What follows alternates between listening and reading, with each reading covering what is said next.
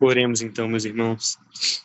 Nosso Deus soberano, maravilhoso, Senhor que está nos céus, na eternidade, fora do tempo e do espaço, Senhor que é inconcebível, mas que se revelou a nós, Senhor que é tão santo, tão longe de nós, porque odeia o pecado, mas ao mesmo tempo em Cristo o Senhor se aproxima de uma forma que nós não existimos mais sem ser pelo Senhor, por Cristo. Não existimos mais sem que o Senhor esteja completamente presente e poderosamente mesmo imanente a nós, Senhor. O Senhor nos preenche interno e externamente de uma maneira inconcebível. O Senhor é perfeito e maravilhoso. E aprove ao Senhor se aproximar dessa maneira, se fazer presente por meio de nosso Senhor Jesus Cristo, se fazer presente por meio do Espírito Santo, Deus, o Consolador, que foi deixado para nós, para ser o penhor da nossa salvação, a garantia de que estamos selados pelo Senhor na sua salvação. Obrigado, Senhor, por tamanha graça. Obrigado porque o Senhor, como estávamos conversando mais cedo, o Senhor nos preserva e, apesar do nosso pecado, o Senhor nos abençoa ainda. E, apesar do nosso pecado, o Senhor também se agrada de nós, porque estamos em Cristo. E o Senhor nos faz, Senhor, ser agradáveis. E quando não somos, toda iniquidade o Senhor esquece, porque já foi paga no nosso Senhor e Salvador. Obrigado, Senhor, por mais essa oportunidade e que, como sempre, oramos que nós possamos aprender da Tua revelação aqui, refletir uns com os outros, aprender, Senhor, mutuamente, e que todo conhecimento, absolutamente, ele seja para a Sua glória, ele volte para o Senhor, ele que vem do Senhor para nós, ele volte também para o Senhor, em adoração, em reverência da nossa parte. Muito obrigado, Senhor, e que seja feita a sua vontade, não a nossa. Nós só oramos porque fomos feitos seus filhos, por meio do Filho, por meio de Jesus Cristo. Amém. Amém, amém. Muito bom, que maravilha, que maravilha. Vamos dar, então, a nossa continuidade à nossa aula de Ezequiel. Faz algum tempo, né? Acho que faz o quê? Faz 2 semanas que a gente não tem aula em Ezequiel. Semana passada tivemos a aula do Wesley e do William, né? Dos 10 Mandamentos, certo? Na introdução.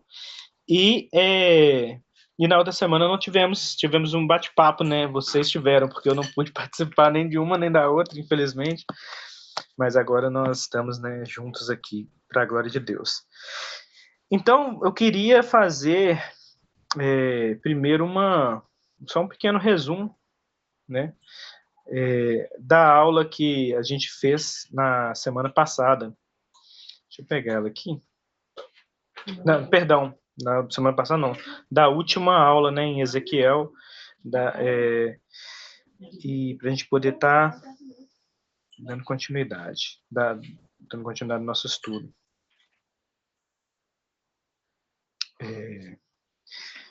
Então, o estudo de Ezequiel, nós começamos esse estudo fazendo nós iniciamos nossa abordagem abordando o próprio profeta Ezequiel. E lá na nossa primeira aula, nós descobrimos que, na verdade, ele era um sacerdote que não podia cumprir o seu ministério, e nós falamos como que era triste para ele não poder cumprir o seu ministério de sacerdote, como que ele seria um excelente sacerdote, mas ele não pode. Mas, enfim, de qualquer maneira, Deus o chama para ser profeta. E então ele tem essa missão de ser um profeta do Senhor, de maneira maravilhosa. E ele cumpre isso de maneira maravilhosa também.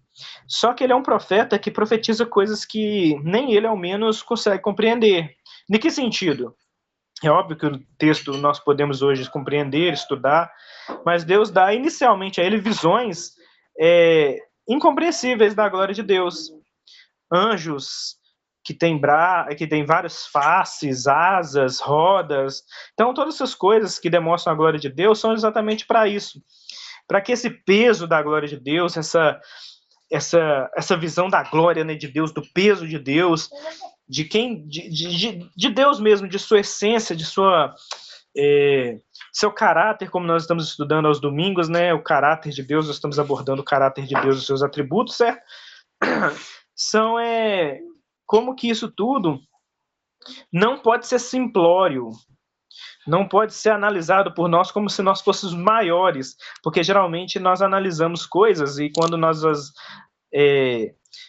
nós entendemos certas coisas, parece que nós temos poder sobre elas, ou seja, nós conseguimos conquistá-las, agora elas estão sob nosso domínio. Quando eu entendo uma coisa, parece que agora essa coisa está sob meu domínio, né? Mas não, Deus não é assim. Por mais que nós estudamos e entendemos Ele e continuamos buscando entender, nunca Ele está sob o nosso domínio. Nunca nós conseguimos dominar o conhecimento pleno dEle. Então é isso, peso, glória de Deus. Só que essa glória está fazendo algo que é triste, que ela está indo embora. E então Ezequiel começa a partir desse ponto de partida, nós ficamos apreensivos o livro inteiro lendo, né? Quem está lendo. Por que a glória foi embora? Quem já está lendo a Bíblia e chega em Ezequiel sabe que a glória de Deus está indo embora por causa do adultério de Israel, né? Que nós vamos ver isso melhor em Oséias hoje. Mas Israel está adulterando, certo? Pecando com outros deuses. Então nós vimos que há vários. Ezequiel ele é bem prodigoso em fazer, em dar exemplos de uma maneira assim, também da mesma maneira que a glória de Deus é estranha a nós, né, a nossa mente, a maneira com que ele faz suas pregações também são estranhas. Ele fica fazendo, né, aquelas encenações e também aquelas representações gráficas, físicas, e de maneira simbólica, né? E exigiam muito dele. Então ele tem outras visões terríveis da destruição e desolação em vista da Babilônia, e de fato o povo é escravizado, né, pela Babilônia. E então nós terminamos a aula passada contemplando algumas coisas, que foi a primeira: Deus é um agente único da salvação e de todas as coisas. Deus faz isso sozinho. Nós excluímos o sinergismo na última aula, certo? Nós aplicamos, a nossa conclusão e aplicação é que a condição do homem em coração de pedra é idolatria profunda, desesperança e completamente afastados de Deus. E o que Deus faz? Deus ele quer nos salvar de nós mesmos. Então ele tem que trocar o nosso coração, certo? Deus ele não quer, Deus não tem que nos tirar do meio que estamos para que nós possamos o servir. Deus ele tem que mudar nós por dentro para que o meio não nos influencie mais. Porque, na verdade, um ponto aqui, nós não podemos desassociar nós do meio, certo? Não quer dizer que nós somos cristãos, que nós não somos pecadores, e que não quer dizer que o pecado das pessoas em volta de nós, né? É muita hipocrisia achar que o pecado das pessoas em volta de nós é o problema, né? O nosso problema é o nosso pecado, né? Então Deus quer tirar nossos corações, né, de pedra e dar um coração de carne. E por fim, nós vimos várias frases de Deus falando: farei isso, purificarei vocês, darei nova vida e tudo. Aí Deus faz uma aplicação numa visão assim para Ezequiel maravilhosa, a visão dos vales dos ossos secos. E aí nós vimos, né, que o ser humano, certo, é um osso seco. De tal maneira que Deus só queria confirmar tudo aquilo que ele estava falando, deixar a coisa mais gráfica, conforme ele faz com Ezequiel o tempo todo. E como que é essa forma? Nós somos ossos secos, não temos ação, nós estamos secos, mortos, não tem carne, não tem músculo, não tem pele.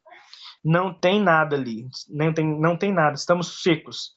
Só que aí Deus vai e faz o contrário, pega os ossos secos, que somos representados nós, e começa a colocar ali tendão.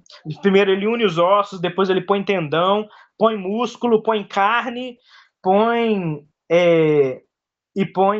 pele. Então tá lá uma pessoa completa, né? Mas não, por quê? Porque ainda assim não tinha vida. Nós vimos isso na última aula. Então, ou seja, Deus está querendo excluir completamente que em nenhum estágio do ser humano ele é a vida nele próprio. Certo? Esse é o ponto que Deus queria trazer com a visão do Vale dos Ossos Secos. Que ninguém podia dizer que há um sinergismo em algum grau que seja. O ser humano, quando é osso seco, está morto. Mas ele está tão morto quanto o que está completo lá, com pele, osso, carne. Então, tão morto quanto está um, quanto está outro. Até, o José Mabessa até falou uma coisa muito interessante há um tempo atrás, numa aula, que eu estava vendo no culto dele. Ele falou assim, uma pessoa que morreu há 2 segundos está tão morta quanto uma pessoa que morreu há 100 anos. E é isso. Uma pessoa que já decompôs e é osso seco, está tão morta quanto uma pessoa que acabou de morrer e está lá completa e tá lá perfeita lá, só que não tem vida, certo? Então é isso.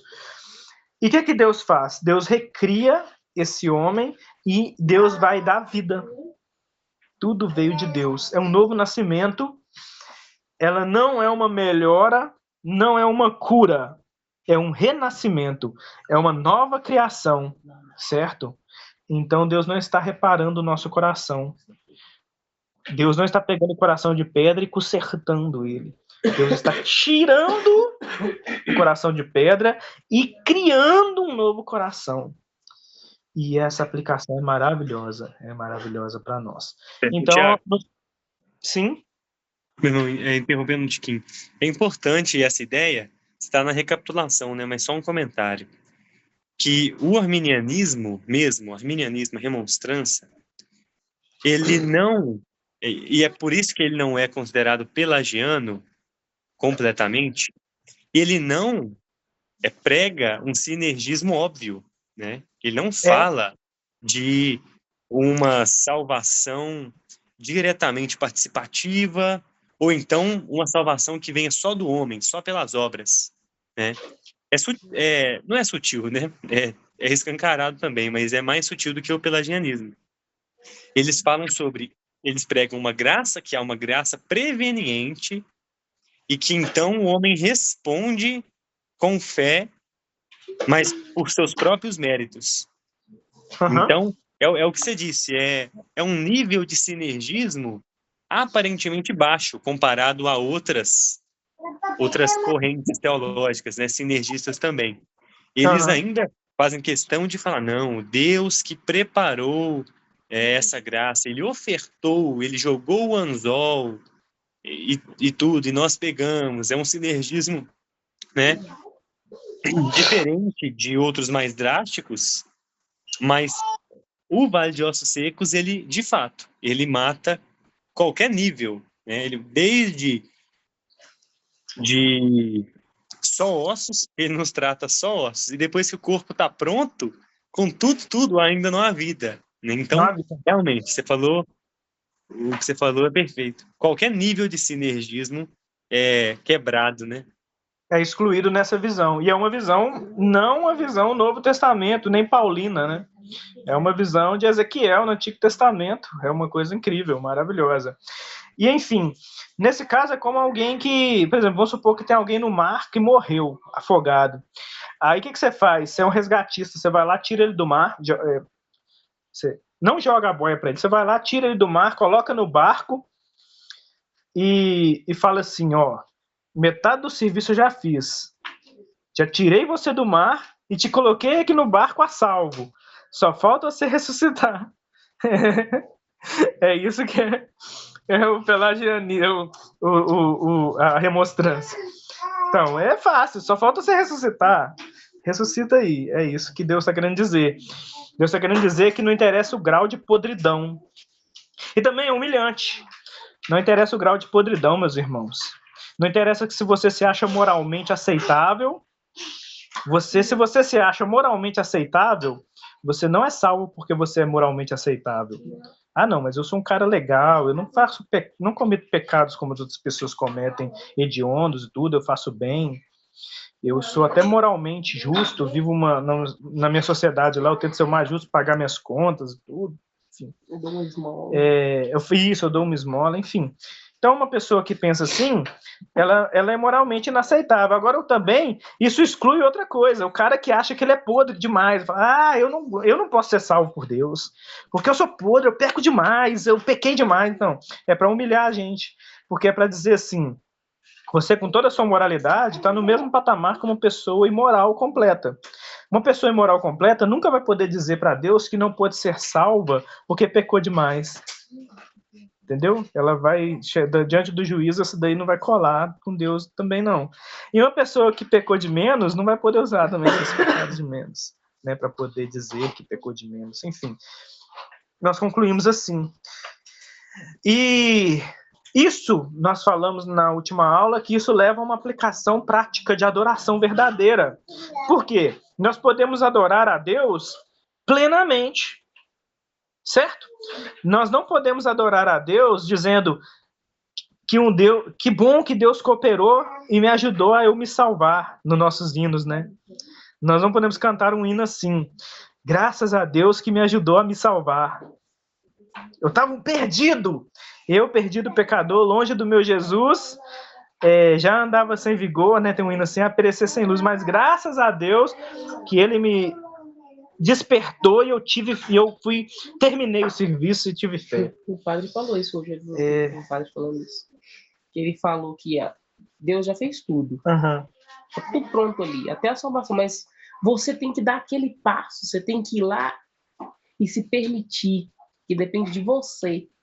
É isso aí que esse que é o passo do homem morto. Como é que ele dá o passo? O passo do homem morto. Pode falar, tem William. Tem uma música do morto muito louco, é essa aí. É o passo do homem morto. O passo do homem morto, o homem morto tentando dar um passo.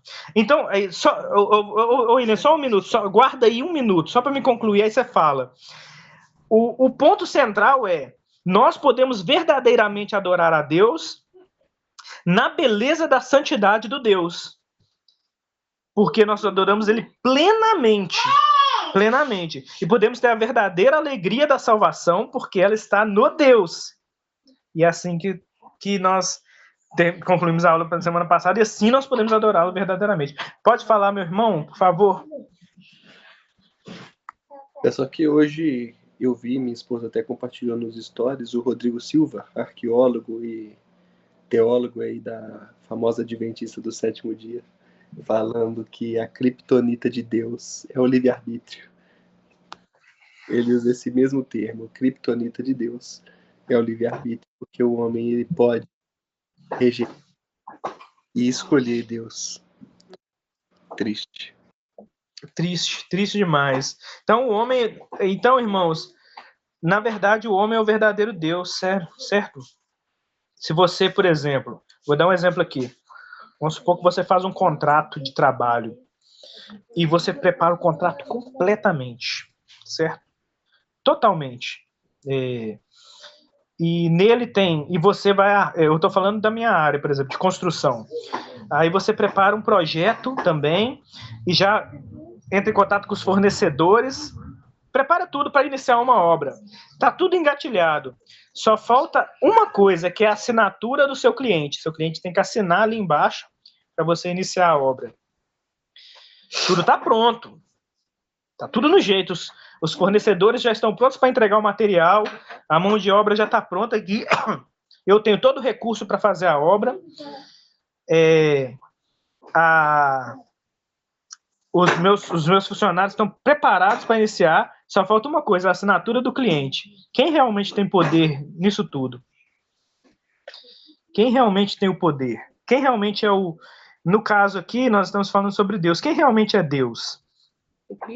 Deus é o ser que nos salva, certo? Mas se nós estamos nos salvando, quem realmente é o Deus? Quem realmente é o soberano? Então nós temos esse grande problema, né, do arminianismo. Então, dando continuidade, vamos Vamos pegar os nossos últimos slides. Perdão. Então, Deus vai derrotar todo o mal das nações. Todo o mal das nações. Ele usa uma figura obscura chamada Gog, rei de Magog. E, na verdade, ele representa todas as pessoas que estão em rebelião com Deus. Deus derrota esse rei e o seu povo de várias maneiras. E, por fim, o mal na terra é totalmente destruído. No final, Deus dá uma visão de um novo mundo, de uma nova cidade e um novo templo futuro. Isso de uma maneira detalhada. É uma imagem de esperança na qual são novas todas as coisas e um rio de águas purificadoras sai de lá em direção ao deserto do Mar Morto, deixando tudo cheio de vida. Então Deus está querendo trazer, através dessa última visão, dessa penúltima visão, né, de Ezequiel, que Deus ele está derrotando o mal. Ele está derrotando o mal de uma maneira definitiva no final dos tempos. E esse mal derrotado, ele começa a reverter toda a situação humana. Situação humana de rebelião, de maldade, era um rio contrário. Não era um rio de águas purificadoras, mas um rio de águas imundas. Um rio de águas que destruíam, certo? O homem, o ser humano, todo o fluxo da vida dele, como um rio, né, era de destruição desde Adão, corrompendo tudo em volta dele, corrompendo o universo, pecado do homem. Então agora Deus faz essa inversão, no qual agora um rio de águas purificadoras começa a purificar todas as coisas. E então até o Mar Morto tem vida, né? Você vê que todas as representações de morte e tudo sempre aparecem assim, né? Vamos avançar, Wesley? Encerrando o livro de Ezequiel, no final, a glória de Deus na sua carruagem, como no começo do livro, volta para dentro de sua nova criação, um novo Éden, e o nome dessa cidade é O Senhor Está Ali. Irmãos, quando eu estava preparando essa aula, eu fiquei muito emocionado por causa desse final, porque nós começamos o livro e eu queria transmitir um pouco dessa emoção que eu senti na hora de revisitar essa aula.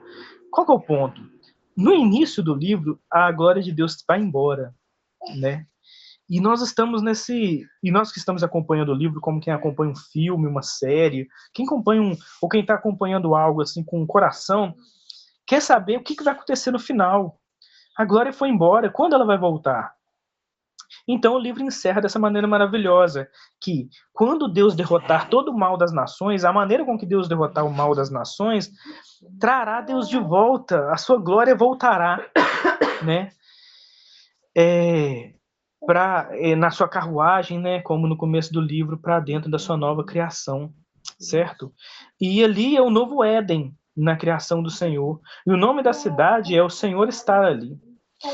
E então, Ezequiel capítulo 37, versículo 14 diz: E porei em vós o meu espírito, e vivereis, e vos porei na vossa terra, e sabereis que eu, o Senhor, disse isso, e o fiz, diz o Senhor. Então, quando eu estava lendo esse texto, revisitando para poder preparar essa aula para vocês, eu lembrei de um personagem que assim, me marcou muito, que é o Moisés. No final da vida dele, quando a glória de Deus sai, sai assim, Ezequiel velho indo embora, nós ficamos muito tristes. Nós não sabemos muito bem o que está acontecendo. Deus reprovou Israel, eu até comentei isso. Deus reprovou Israel, Deus abandonou Israel, agora Deus está na Babilônia. Deus está dizendo que na Babilônia, ele prefere estar na Babilônia do que estar em Israel. Olha que horrível, certo, irmãos? E então nós estamos aí nesse lugar, olhando isso. E eu lembrei de uma coisa que Moisés disse no final da sua vida. Na verdade, ele não disse, eu parafraseei isso na nossa aula, mas é basicamente o que ele diz. Quando Deus pega Moisés, e coloca no cume do monte, lá em cima, e fala com ele assim: Moisés, olha a terra, contempla a terra. Eu estou dando essa terra para todas as linhagens futuras de Israel. E você, porque você pecou contra mim, você não vai entrar. Você não vai entrar. Eu estou prometendo que eu darei essa terra e que ali eu habitarei com o meu povo, mas você não vai entrar. Eu podia fazer você entrar, mas eu jurei que você não entraria. E qual que é a resposta de Moisés? É uma resposta santa. A resposta de Moisés é uma resposta muito santa. Apesar dele não dizer isso no livro, como eu disse, eu estou parafraseando o que ele... como Moisés lida com tudo isso é assim: despede-me em paz, ó Senhor, como Simeão disse, né? Porque eu vi sua glória, o Senhor é a minha porção. O Senhor é a minha terra. Eu não preciso entrar na terra prometida, porque eu tenho o Senhor. O Senhor é o meu lar. Eu posso morrer aqui em cima, porque eu tenho o Senhor. Então, quando a glória sai de Israel e vai habitar na Babilônia, quem está na Babilônia? O povo refugiado, o povo foi escravizado, eles estão na Babilônia, certo? Eles estão lá escravos. Então eles deveriam dizer como Moisés: a glória do Senhor saiu de Israel, mas está na Babilônia, ou seja, Deus está ali. Eu sei que eu estou escravo, mas Deus está ali. Ali é meu lugar. Meu lugar não é em Israel. Meu lugar é onde o Senhor está. Se o Senhor resolveu habitar na Babilônia, eu quero estar lá. O Senhor está me conduzindo para a Babilônia, para esse lugar horrível, mas Ele está lá comigo, irmãos. E esse é o ponto central de Ezequiel. Deus, irmãos, nunca nos abandona. Não há momento em que... Porque nesse momento do início, principalmente da aula, parece que Deus abandona Israel, certo? Mas Deus está lá, irmãos. Vocês já pararam para pensar nisso? Ele está lá com Israel na Babilônia. Você nunca está sozinho, nem no pior lugar. E isso fala muito para nós, principalmente nesse final. Deus ainda vai destruir todo o mal das nações. Então, Babilônia é mal? É, mas as nações são más, Israel é má. Deus vai destruir o mal das nações e você vai poder habitar em qualquer nação, porque o Senhor está ali. E aonde o Senhor está, eu quero estar. Não é porque ele está na Babilônia, né? Que ele abandonou Israel, que eu vou ficar triste, desesperado. Não, estou lá com ele. Ele está lá comigo. Certo? Então assim encerra esse livro maravilhoso e com essa visão maravilhosa. Nós, irmãos, devemos estar onde o Senhor está. Eu porei em vós o meu espírito e vivereis. Vocês estavam mortos, eu porei em vós o meu espírito e vivereis. E vos porei na vossa terra, e sabereis que eu, o Senhor, disse isso, e o fiz, diz o Senhor. Nós habitaremos no Senhor, aonde quer que estivermos. Encerramos assim o livro de Ezequiel. Podemos agora iniciar o livro de Oséias. Irmãos, vocês têm algum comentário a respeito desse final, para a gente poder estar continuando? Só um rapidinho assim. Eu comecei a estudar agora, nunca tinha ouvido falar, né, mas já faz uns meses já. Só falta uma volta, volta só anterior que eu quero falar do que estava ali. Volta um slide anterior dessa de Ezequiel, por favor. Aí. E eu estou estudando, não, a próxima. Aqui está o versículo ali. É essa aí. Eu estou estudando a parte do pós-milenismo, né? E, claro, a gente sempre aprendeu, antigamente era outro, depois aprendemos o amilenismo, e agora eu estou estudando esse pós-milenismo, né? Então, assim, ele é completamente, totalmente novo, assim, né? Só que ele vai fechando. Aquele dia eu te falei, né, que falava de Apocalipse, e aí a mesma coisa falava, né, no livro de... outro livro que a gente estava fazendo, que falou do livrinho, que ele comeu o livro. Então, todas aquelas coisas que a gente viu, né? E no pós-milenismo, o que é, né?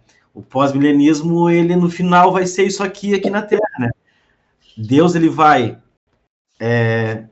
derrotar todos os inimigos dele aqui, porque nós vamos viver com ele. Porque se a gente pegar as passagens que falam sobre isso, fala bem isso aí que ele está falando aqui, já lá no Antigo Testamento, que vai acontecer aqui na Terra, e vai se fechando tudo, né? Se vocês começarem a estudar essa parte aí, vou até colocar no grupo vocês terem o início de Mateus 24 ali, eles explicando, né, no que é mesmo, assim, né?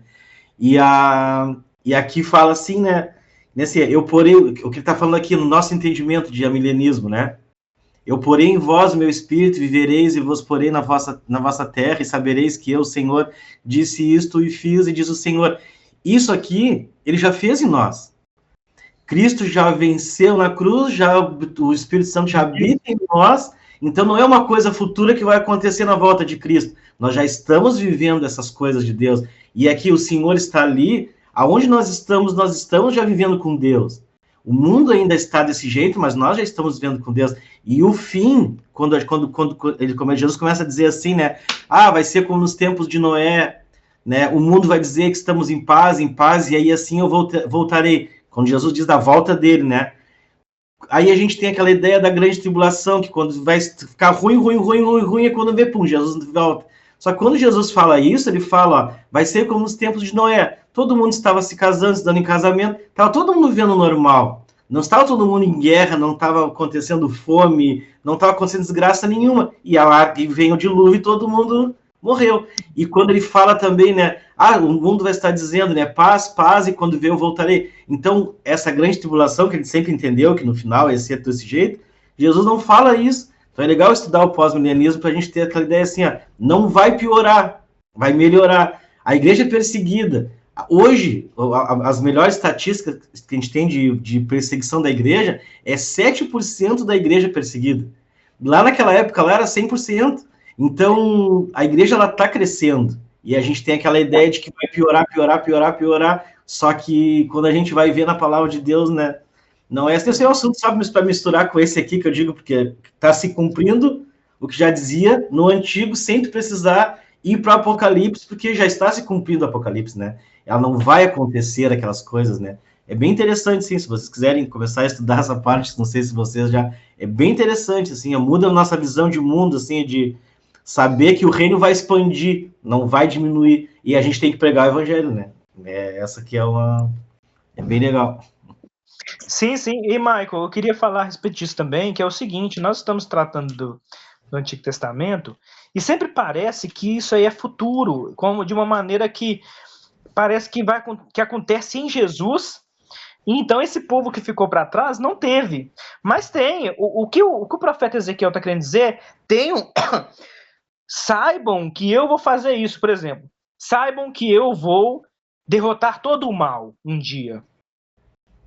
Se as pessoas que ouviram Ezequiel falar isso, certo? Ouviram Ezequiel pregar isso, confiar no Senhor e dizer assim, eu confio que um dia Deus vai derrotar o mal.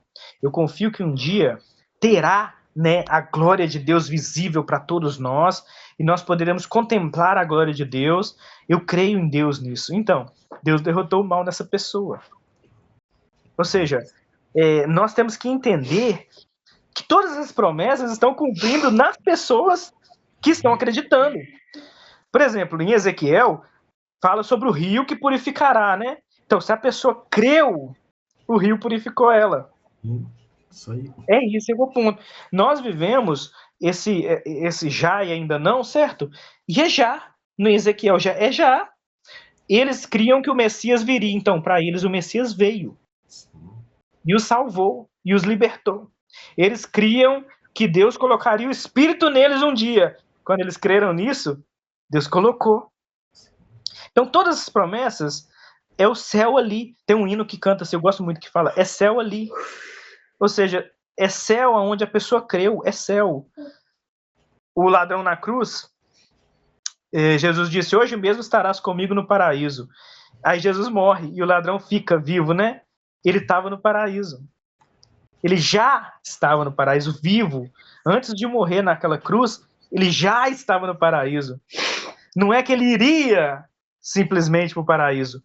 Já chegou o paraíso para ele. Ele viu o Senhor. Ele contemplou o majestoso. Ele foi salvo. Ele deu um testemunho. Ele já estava no paraíso. Não de forma plena, mas já estava. Certo? Então é isso. Então essas coisas estão acontecendo. Ezequiel está profetizando para o futuro, mas já está acontecendo. Jesus disse para a mulher samaritana, vem a hora e já chegou. E já chegou. Então é isso que é o ponto central. Meus irmãos,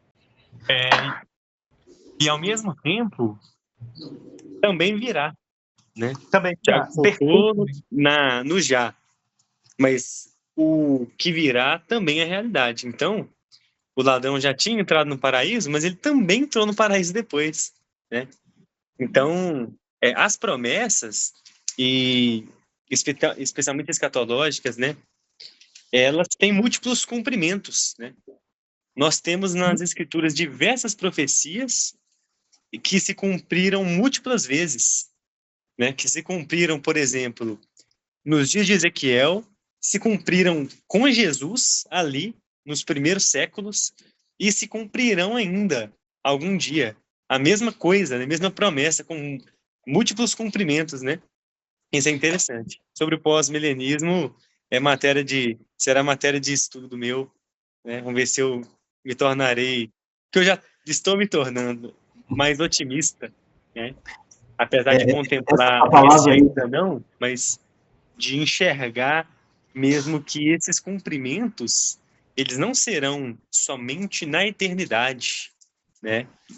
Mas a igreja gozará também dos cumprimentos terrenos também, de mais cumprimentos, desses múltiplos, né? Cumprimentos. Esse múltiplo cumprimento, assim, ele é umas coisas e outras ele não é. Então, quando tu começar a estudar, tu vai ver assim, a primeira coisa que eles vão dizer é que a gente é esquizofrênico de achar que vão ter profecias que são com múltiplos cumprimentos. Aí a gente começa, nossa cabeça começa a... É muito bom estudar essa parte, porque assim, ó, tu parece que tu zera tudo e começa tudo de novo. Mas é muito bom. Começa a estudar assim que tu vai ver que muda nosso entendimento e muita coisa para bom. Assim, parece assim, a cada dia que eu vou vendo mais coisa, parece que vai assim, é uma alegria da gente ver, né, a palavra se cumprindo, né? É muito bom, mas estuda para te ver que tu vai gostar bastante. Vocês vão gostar. Vou botar um cara bom ali para vocês verem. Vocês devem conhecer já, mas vou botar um ali para vocês verem. Pode mandar, meu filho. Silas Malafaia. Esse é bom mesmo. Esse aí é bom mesmo. Quando ele tá de bigode. Só se ele tiver com barba. Ele com barba. E de bigode, né? Bigode. Então, enfim, nós encerramos então Ezequiel, certo? Dessa maneira. E agora vamos para os profetas menores. Hoje é óbvio, pelo tempo não vai dar para fazer Oséias inteiro. Oséias vai gastar um pouco de... A não ser que eu só lesse, né? Mas vai gastar um pouco de tempo para a gente poder estar estudando de fato. Então, os profetas menores. Na segunda divisão dos livros da Tanakh, o Nevi'im, na subdivisão dos profetas, certo? Tem os profetas menores. Eles seguem os profetas maiores com mensagens semelhantes. Os profetas menores são os seguintes 12. Oséias, Joel, Amós, Obadias, Jonas, Miqueias, Naum, Abacuque, Sanfonias, Ageu, Zacarias e Malaquias, certo? Os temas de suas profecias e os seus alvos são diversos em profundidade, mas eles tinham em sua mensagem uma ligação sobrenatural e unidos na declaração da soberania de Deus ante a idolatria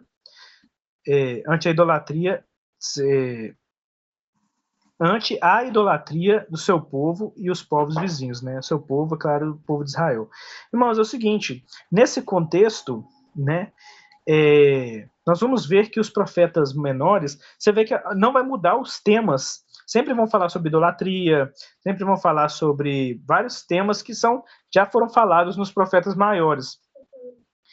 E o que é importante? Por que é importante então termos e estudarmos esses textos, sendo que eles vão, de certa forma, repetir muitas mensagens? Por quê? Vamos lá, eu ia até explicar, mas por que os irmãos acham que é importante nós estarmos tendo textos como, por exemplo, Oséias, que vai abordar temas como idolatria de novo, idolatria de novo, vai abordar injustiça social, vai abordar, é claro que a injustiça social linkada à lei, né? A lei de Deus, a sua majestade, e também a prosperidade como ponto de favor divino. Por quê? Por que vocês acham que é importante? Por que fica repetindo esses temas?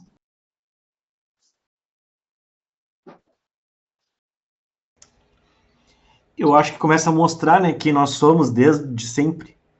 E vai mostrando a misericórdia de Deus, e a gente vai conhecendo Deus cada vez mais.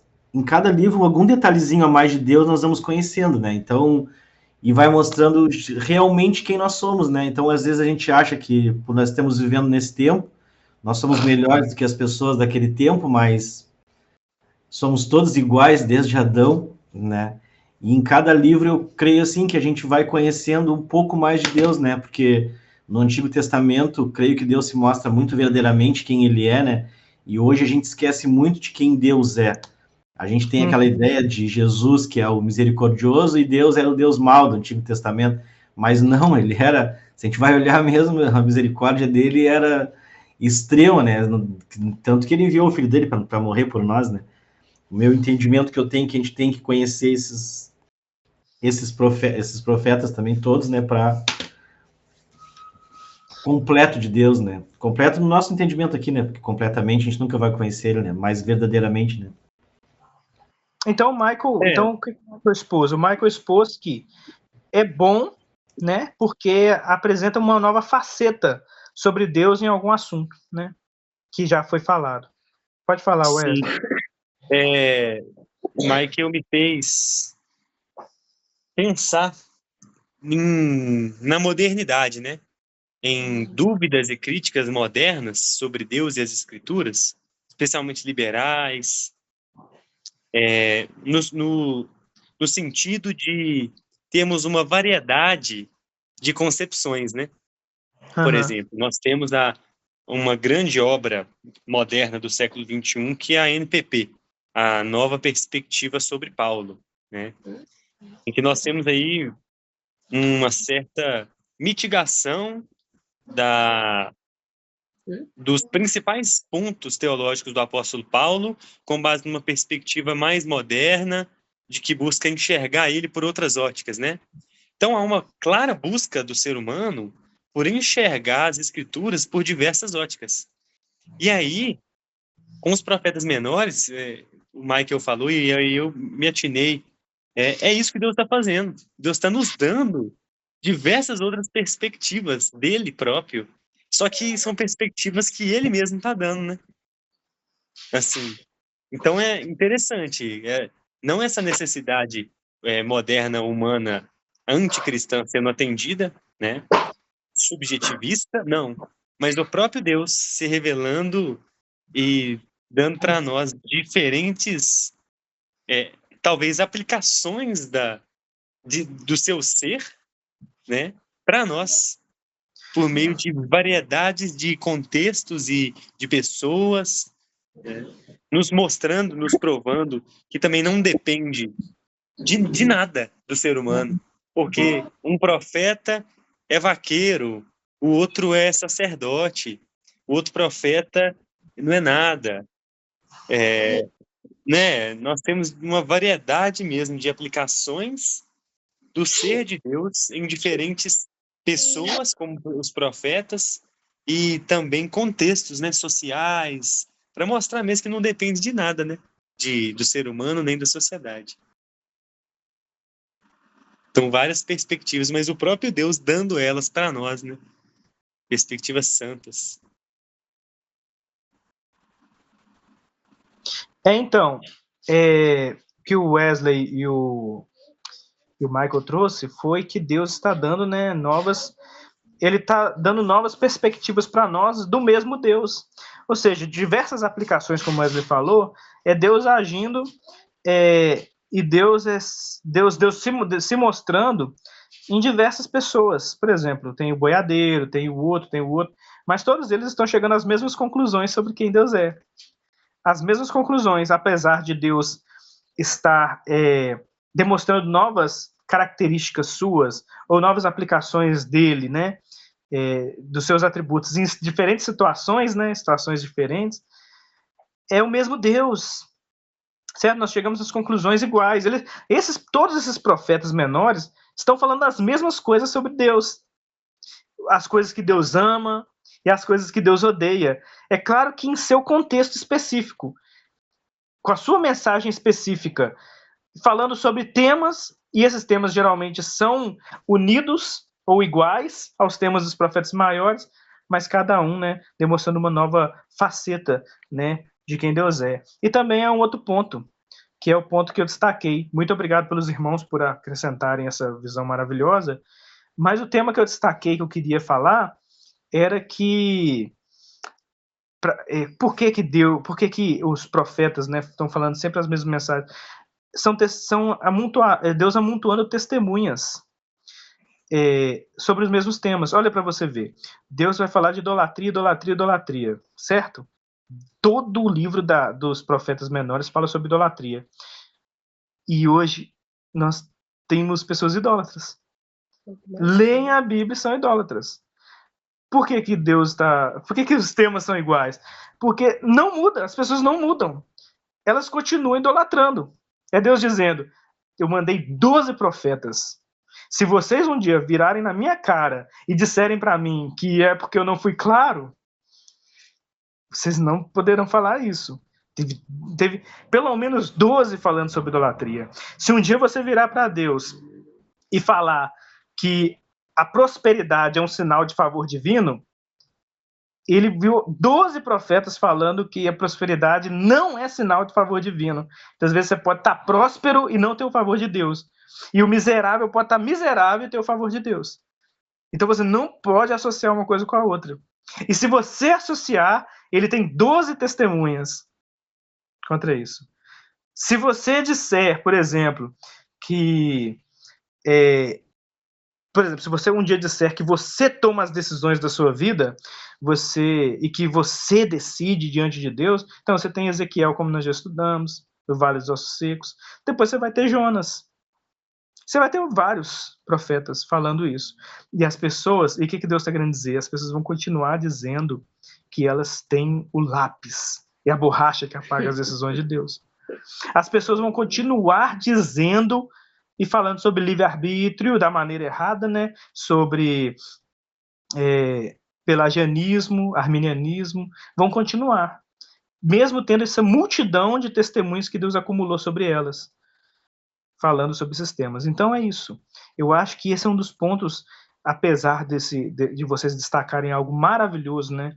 Que é Deus se demonstrando de diversas maneiras, e essas pessoas chegando a conclusões sobre diversas situações, chegando às mesmas conclusões sobre Deus, sobre seu caráter, sua vontade, seu desejo, né? E Deus fazendo essas revelações para nós, é Deus também amontoando sobre nós testemunhas, para que nunca nós tenhamos nenhuma desculpa. Você só vai ter desculpa diante de Deus se você não ler a Bíblia, mas aí não tem jeito, Deus vai te... Mas você lê, você não vai ter desculpa nenhuma. Nunca vai poder chegar diante de Deus e falar que ele não foi claro. Por exemplo, vamos colocar aqui um católico. Ele nunca vai poder chegar diante de Deus e falar que Deus não falou sobre idolatria, sobre fazer imagem, sobre adorar a imagem, sobre prestar culto. Não vai colar com Deus do Lia, né, do Lia e sei lá, outra coisa lá. No final a mesma coisa, não vai. William, pode falar, por favor. Eu também posso falar sobre essa repetição ligada não só dos profetas menores, que diz respeito de uma forma mais direta sobre idolatria, mas sobre toda a Bíblia. Porque que todo livro, ela sempre faz questão de apontar o pecado dos inimigos de Deus e também do próprio povo de Deus. Quando eu estava estudando para apresentar a aula do primeiro mandamento, isso também fica bem claro, que é Deus mesmo com um disco arranhado e nós ouvindo o tempo inteiro sobre o pecado, fulano é pecador, ciclano é pecador, o outro é pecador, você é pecador, vocês pecam, vocês não sabem fazer nada além de pecar.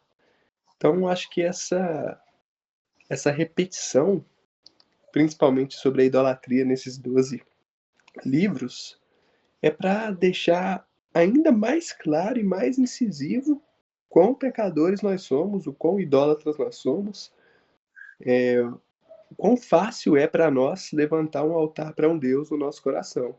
E que na maioria Amém. das vezes, esse Deus é nós mesmos. Né?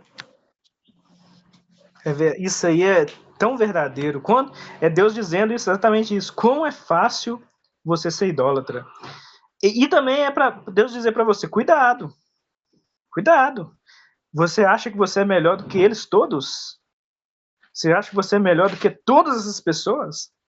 Você acha que você não vai cair? Quem pensa estar de pé, cuidado para que não caia. Certo? Querem comentar mais, irmãos? Porque eu acho que eu vou encerrar por aqui hoje. Sim, meus irmãos. Tudo está relacionado, né? Desde o que o Michael falou, a esse último comentário agora do William, e que me levou a outra coisa. Hoje eu tô igual o Casa Grande. Tô só comentarista. O William falou sobre mostrar cada vez mais, sobre um dos objetivos, das vantagens, né? De termos vários testemunhos, como o Tiago disse, é mostrar o pecado, né? Isso tudo por quê? Por causa do tema central do livro, né? Por causa do cristocentrismo, e onde o pecado abundou, superabundou a graça. Então, quanto mais testemunhas tiverem contra nós, né? Mais a graça será revelada, né? Quanto mais pecado for demonstrado em nós e em toda a humanidade, né? Mais Cristo será, mais a redenção gloriosa será anunciada, né? E a graça será superabundante em nós, que temos tantos condenadores, né? Tantos profetas para nos condenarem e dizerem, que isso, Wesley, você é muito pior do que o povo que eu preguei contra na minha época. Você é muito pior do que aqueles israelitas lá, né? E aí a graça é superabundante e muito mais revelada a miseráveis pecadores como nós, né? Então, existem vários testemunhos por causa do tema central do grande livro, que é o próprio Cristo, né? Só complementar rapidinho, assim, dele ali, também, assim, quando a gente vai ver, né, o Evangelho, né, vendo tudo isso aí, eu nunca estudei tudo, eu recém estou no livro de Isaías, né?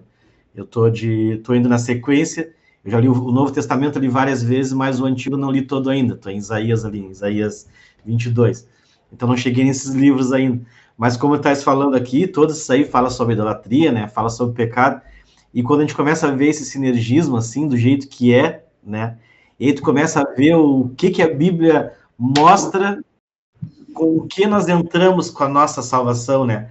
O acrescento que nós damos na nossa salvação é com pecado. Mais nada, nós não temos nada para oferecer, né, para a nossa salvação. No momento que, né, Jesus fez tudo, né, desde sempre, a única contribuição nossa é com pecado, né? E isso é provado na Bíblia de início ao fim dela, né? E aí, quando a gente olha esses pastores, né, tu falasse ali, a tua esposa falou, né, foi um padre que falou agora isso aí, que a salvação está pronta para nós, e a gente, né, e é um absurdo, né, assim, a gente, né, analisar Deus, né, através da nossa perspectiva e achar que a gente pode fazer alguma coisa, né, é só pecado mesmo, né, é incrível o que a gente tem visto na igreja hoje, né. Na verdade, é de uma arrogância. Na verdade, assim, nós vamos estudar o livro de Oséias semana que vem, se Deus nos permitir, né? Ou na próxima vez que a gente for reunir para poder estudar. E, enfim, Deus vai falar que nós não conhecemos a Ele. Então, o que esse padre falou é de uma arrogância por não conhecer Deus, né? Se esse homem conhecesse Deus e a salvação, se ele conhecesse Deus e a salvação que nos é dada, ele não seria arrogante para dizer que ela está ali, é só você pegar.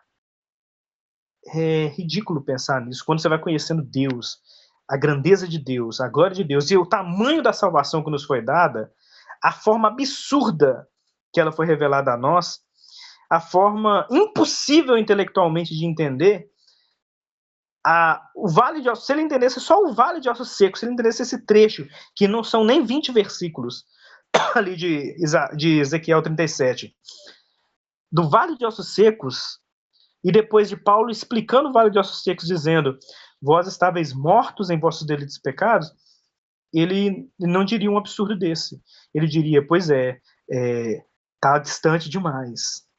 Ele não diria que está perto, ele diria que está distante. Está distante. Certo? Então é isso. Está impossível. Porque é arrogante por não conhecer. É o efeito Dunning-Kruger. Já ouviram falar do efeito Dunning-Kruger? Alguém aqui já ouviu falar do efeito Dunning-Kruger?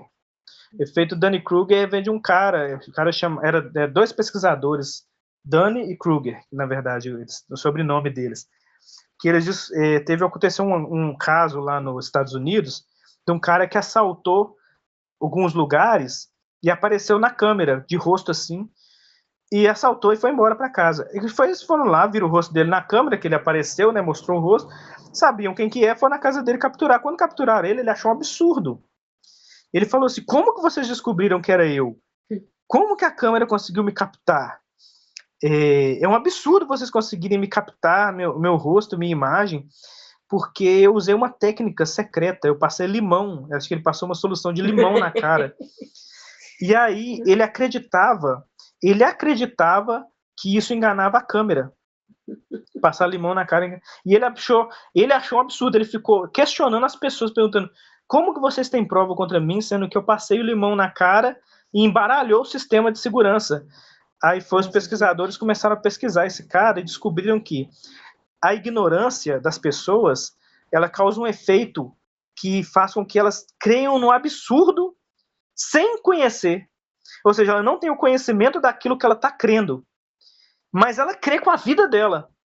O cara, por exemplo, creu completamente que suco de limão embaralhava as câmeras. Mas ele creu nisso de tal maneira que quando as pessoas descobriram, ele falou, não, é impossível, porque eu fiz o procedimento. E esse é o efeito Dunning-Kruger do nosso tempo. Esse padre é tipo um cara desse. Ele acredita em algo que ele não conhece, que ele não entende, mas ele acredita. Tem pouco conhecimento, mas ele cria um absurdo em cima desse conhecimento que é falso, que é irreal, mas ele confia com a vida dele. E é assim que funciona hoje em dia o arminiano, todas as pessoas que vão na igreja e não entendem Deus, não entendem por que cultuam, as pessoas não entendem por que cantam o hino que cantam, elas não entendem por que oram no culto, elas não entendem por que tem sermão. Você pode perguntar, vai numa igreja e pergunta para as pessoas, faça um quiz, por que tem sermão? Para que o sermão serve? Você vai ver as respostas. Se fizer um teste desse, eu acho que é até meio absurdo, assim, as respostas que você deve obter. Porque as pessoas estão fazendo um rito e estão devotando a vida delas a um Deus que elas não conhecem, um culto que elas não entendem e uma Bíblia que elas nem leem. É o efeito Dunning-Kruger. Mas esses, assim, tipo, Luciano Subirá, todos desses, assim, que são, né, aquele Vailate, eles são pessoas que aparentemente têm um conhecimento e na realidade não têm conhecimento de nada. Porque quando tu vê a fundo eles explicarem alguma coisa, é a mesma coisa que esse padre, e é a mesma coisa ali quando Deus fala, ele criou todos nós tolos. Então nós ainda continuamos tolos na nossa, né, e a gente não consegue entender isso, só que a gente tem que ter paciência, né? A gente tem que exercer os frutos, porque é complicado, né? É porque o estudo bíblico, ele é um exercício à humildade. Todo estudo bíblico é um exercício à humildade. Você tem que dizer, eu não sei, eu estou indo aprender, certo? Agora, quando você tem uma teologia particular, igual, por exemplo, vamos colocar o Luciano Subirá, ele acredita em umas coisas que é a teologia particular dele, mas ele tem muita fé naquilo que ele entendeu. E de fato ele entendeu, mas aí nós também temos a questão, Michael, da operação do erro. E aí a gente ia embaralhar aí muitos outros temas, né? Então vamos encerrar por aí mesmo. Vocês têm algum outro comentário, irmãos, para nós estarmos caminhando?